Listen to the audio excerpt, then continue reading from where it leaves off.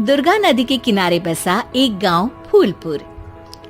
गांव में कुछ 100-150 लोग रहते थे। अंजलि, जो कि पास ही के जिले में रहती थी और 12वीं पास कर चुकी थी, उसके पिताजी ने बेटी को जल्दी विदा करने के लिए उसकी शादी फूलपुर गांव के मुकेश से करवा दी थी। मुकेश कभी स्कूल नहीं गया था और इस कारण वो पढ़ा लिखा नहीं था और बाकी गांव वालों की हालत भी मुकेश जैसी ही थी। मुकेश के घर में उसके माता पिता भी रहते थे। सासू माँ, मैं बाहर मंदिर तक जा रही हूँ, आधे घंटे में आ जाऊंगी। अरे अभी कहीं जाने की जरूरत नहीं है, चुपचाप जाके रसोई में रात के खाने की तैयारी करो। और ये घूंघट क्यों हटा लिया है तुमने? क्या पता नहीं कि इस गांव में औरतें बिना घूंघट के नहीं रहती। रात में अंजलि छत पर जाकर अपनी मम्मी से बात कर रही होती है। तभी गांव की 3-4 औरतें उसे देख लेती है और दरवाजे पर आकर उसकी सास से शिकायत करने लगती है। और क्या हुआ? अरे छत पे तो देखो, आपकी बहू मटक मटक के किसी से फोन पर बात कर रही है। दिन भर फोन पे लगी रहती है। अरे कल तो मंदिर के पास वो क्या कहते हैं, सेल्फी ले रही थी।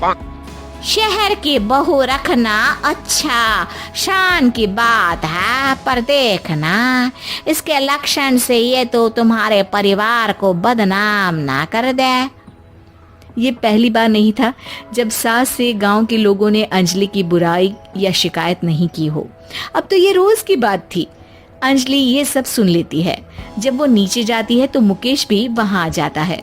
सास कहती है, बेटा, लोग घर आकर शिकायत करने लगे हैं बहू के कामों की। देख लो, पति हो, संयम से रखो इसे। माँ जी, मैं तो अपनी माँ से बात कर रही थी क्योंकि यहाँ कोई बात करने लायक ही नहीं है और अब मैं माँ के पास ही रहूंगी। वहाँ क्या रहना, वहाँ बाहर के लोग तो ठीक है पर घर के लोग भी इज्जत ना दे सके। अरे नहीं नहीं अंजलि, ऐसा नहीं है, धीरे धीरे सब ठीक हो जाएगा, तुम फिक्र ना करो। अरे बस कुछ बोलना ही नहीं है, सर पे चढ़ा रखा है बहू को।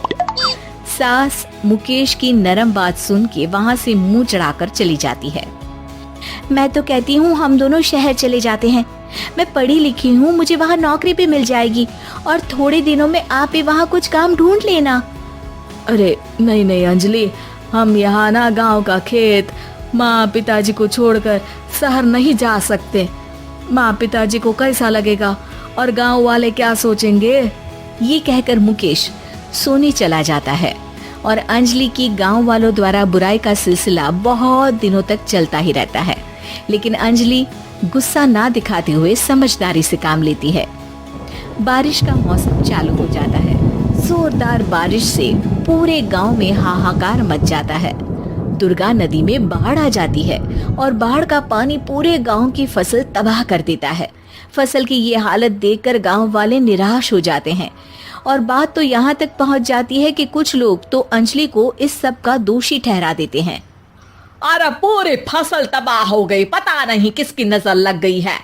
अरे जब से चौधरी परिवार में ये शहर की बहू आई है ना, तब से ही गांव की शांति चली गई है। इसके कर्म कांड से माँ दुर्गा नदी भी खुश नहीं है। ये सब सुनकर बेचारी अंजलि रोते हुए अपने घर चली जाती है। कुछ दिन बाद सभी गांव वाले अपनी फसल का मुआवजा लेकर अपने अपने घर आते हैं। मुकेश भी 1500 लेकर आता है।